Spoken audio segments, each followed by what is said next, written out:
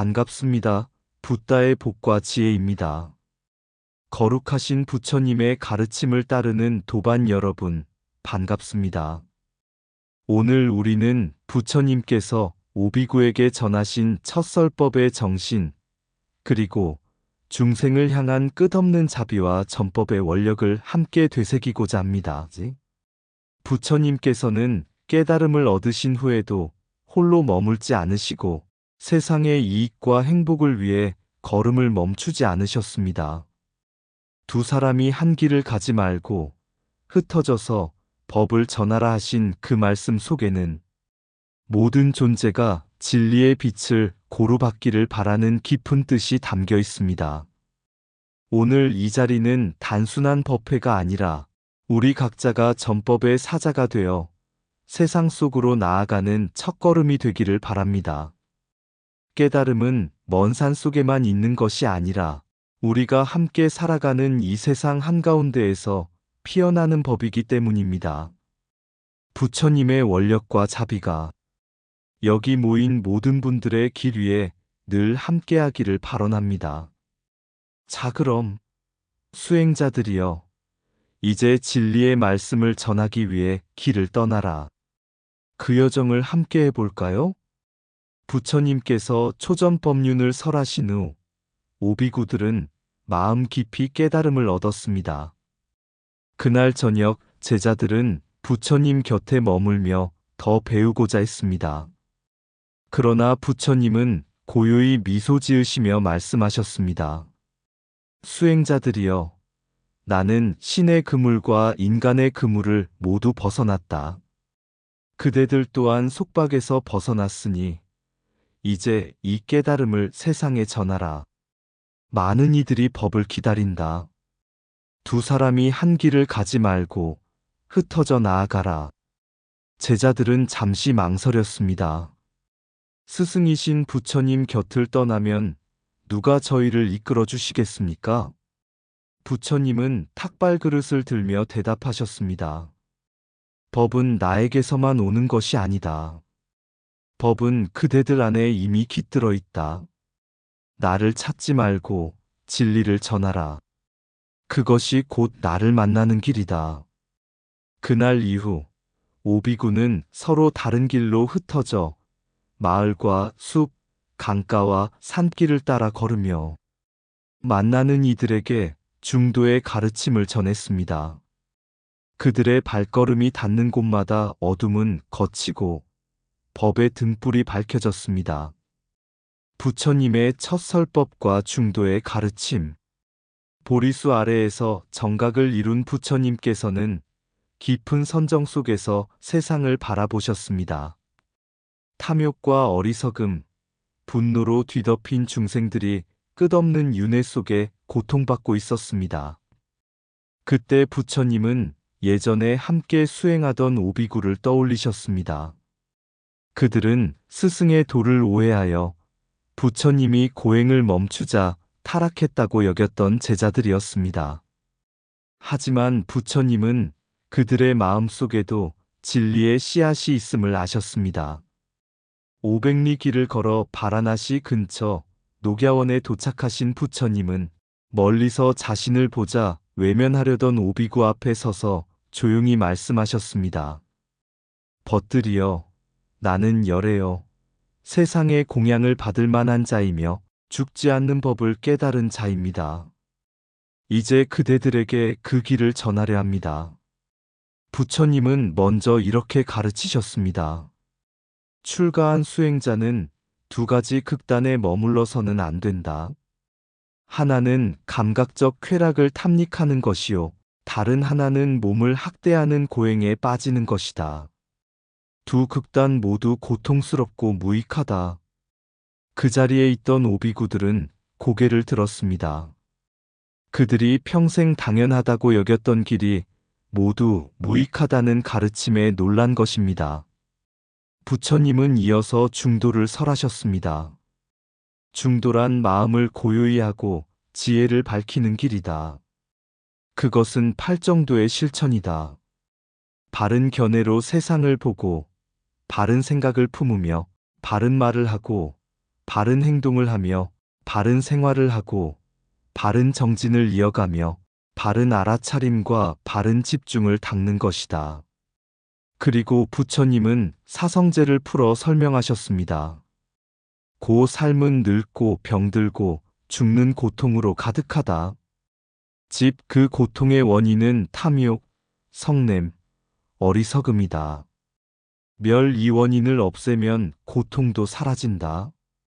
도 그 방법이 바로 팔정도의 실천이다. 그 말씀은 마치 메마른 땅에 내리는 첫 단비처럼 오비구의 마음에 스며들었습니다.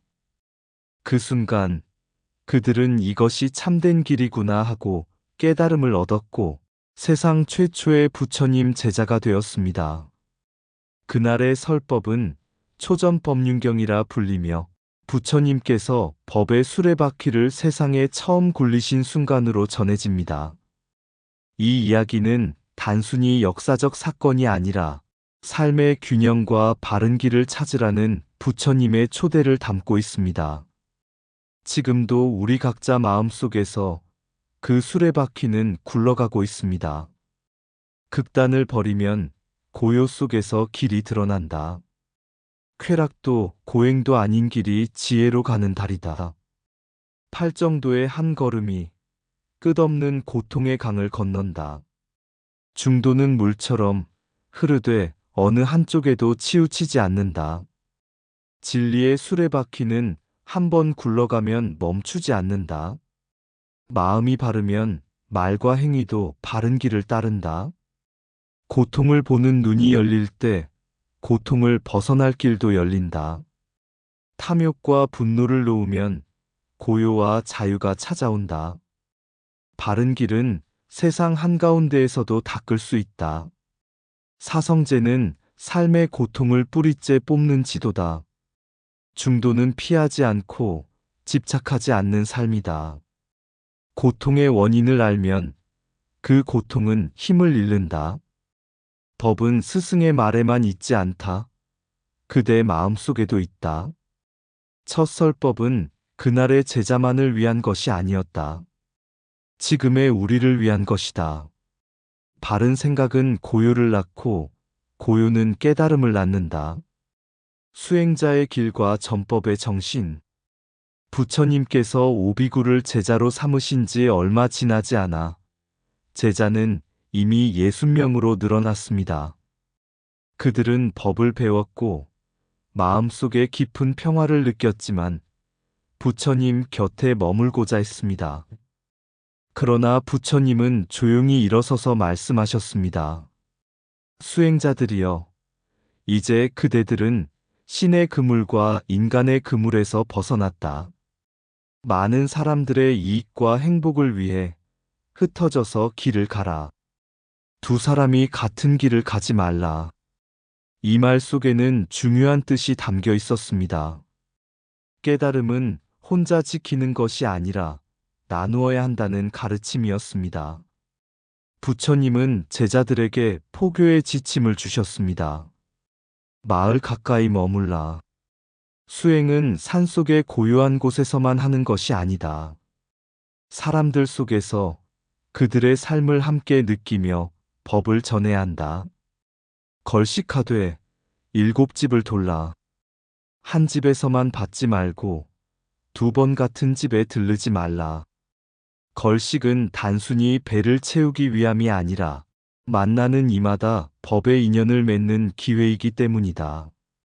받은 공양의 은혜를 수행으로 갚아라. 음식을 주는 이는 단지 물질을 나눈 것이 아니라 그대의 깨달음과 자비를 믿고 베푼 것이다. 그 당시 사찰은 마을 한가운데 있었습니다. 사람들은 절에 와서 묻고 스님들은 답하며 마을 사람들은 공양을 올리고 스님들은 법으로 보답했습니다. 절은 공동체의 중심이자 마음의 쉼터였습니다.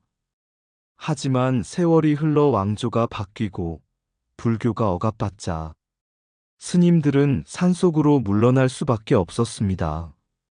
절은 고립되었고 마을과 법의 거리는 멀어졌습니다. 부처님은 산속 은둔만을 원하지 않으셨습니다. 그분의 발걸음은 늘 사람들이 있는 곳을 향했습니다. 왜냐하면 수행의 목표가 나 혼자 해탈하는 것이 아니라 모든 중생의 해탈이었기 때문입니다. 법은 전해야 빛난다. 자비는 나눌 때 자비다.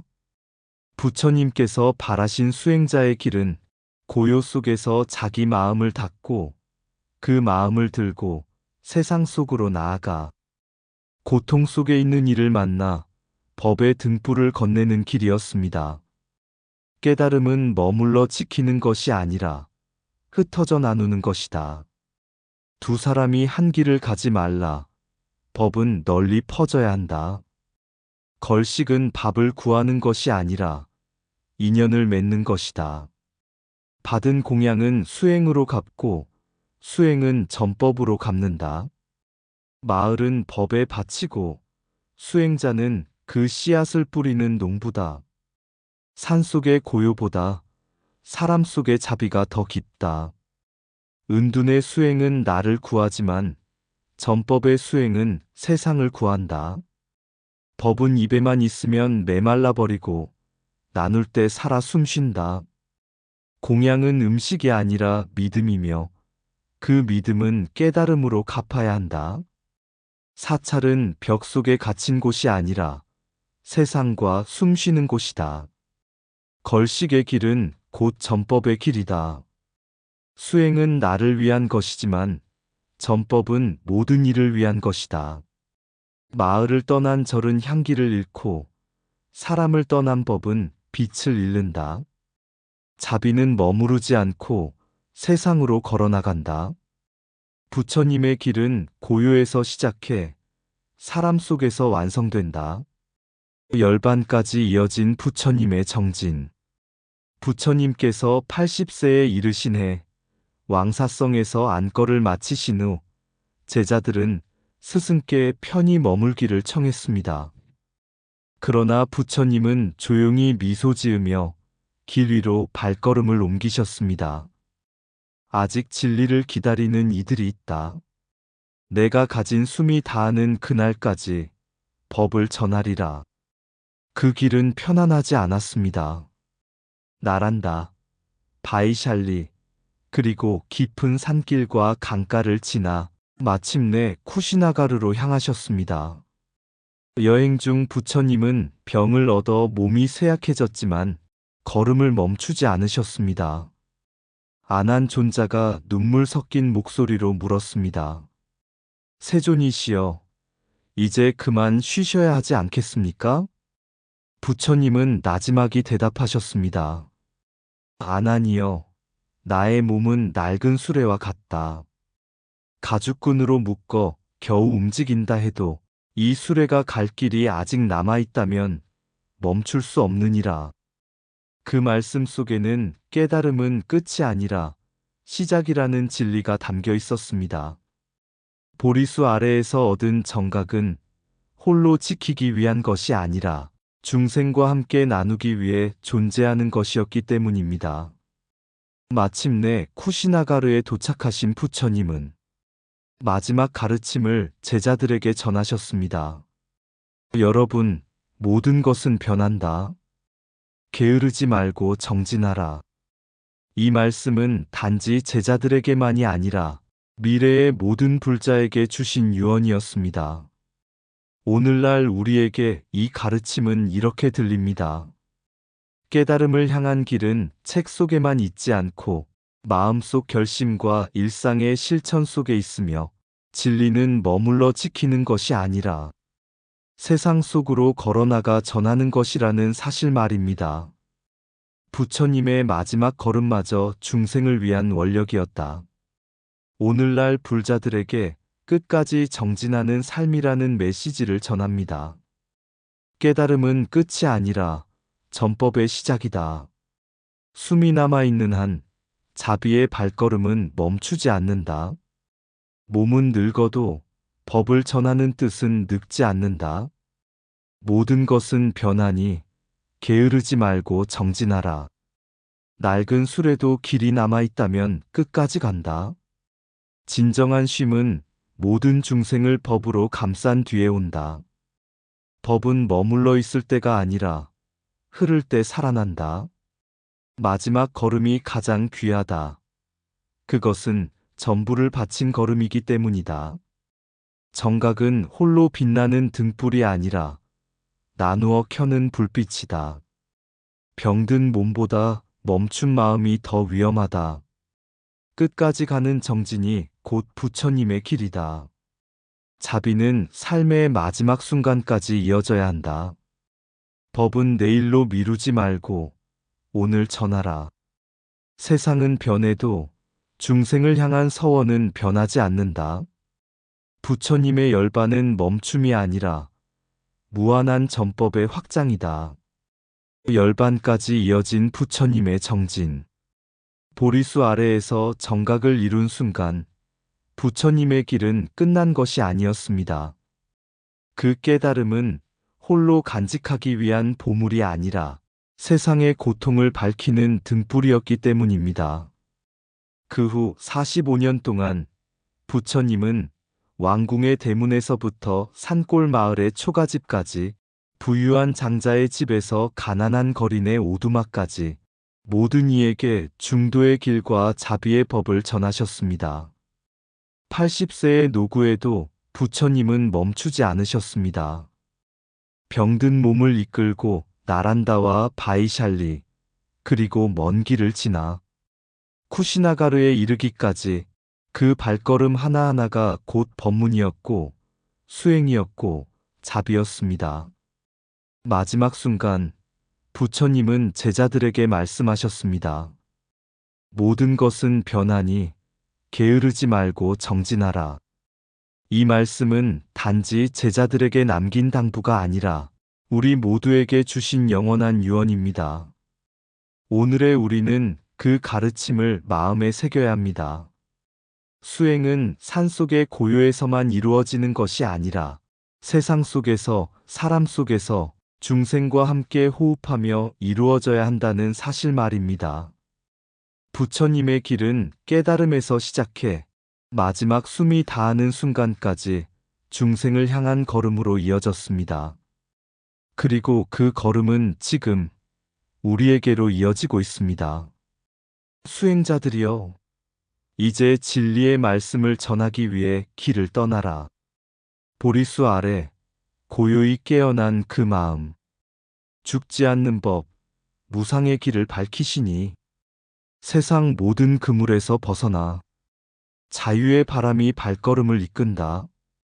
감각의 달콤한 사슬을 끊고 자신을 태우는 고행의 칼날도 놓아 중도의 길 위에 팔정의 빛을 세우시니 그 빛은 고요와 통찰, 열반으로 흐른다.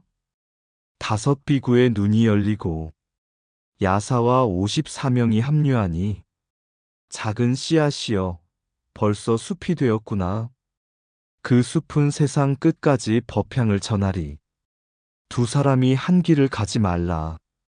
각자의 발걸음이 세상을 가득 채우게 하라. 마을로 내려가 7집 문을 두드리며 걸식 속에 법을 담아 전하라.